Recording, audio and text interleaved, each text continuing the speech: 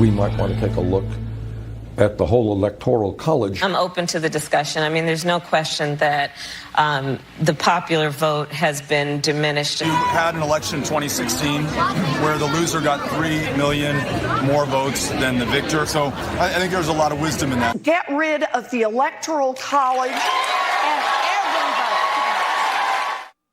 A growing number of Democrats still reeling from their 2016 loss, now taking aim at the Electoral College ahead of 2020. But why did the Founding Fathers feel this institution was so important, and what would be the implications if suddenly Democrats dragged it down? Well, here to explain is presidential historian Doug Wead. Doug, thanks for joining us this morning. Good morning. Hey, thank you, Ed and Jedediah. Okay, so, we talk about the Electoral College. Just remind people why this exists in the first place. Why did the Founding Fathers believe this was so important?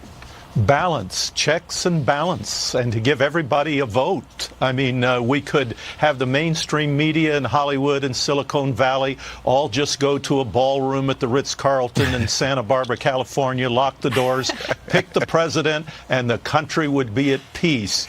But the people in the rest of the country get to participate too.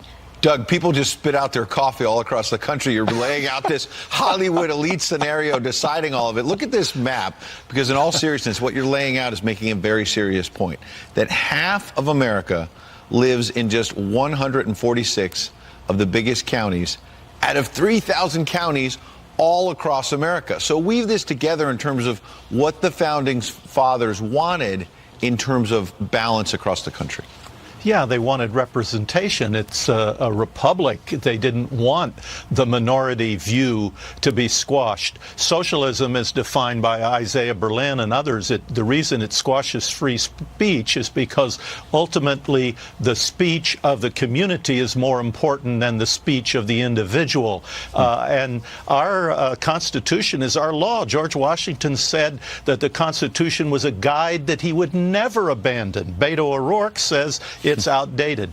Doug, real quickly, what are the odds this could happen? It's not going to happen. This is back to 2016. First it was Comey's fault, then it was the Russians' fault. Now it's Thomas Jefferson's fault.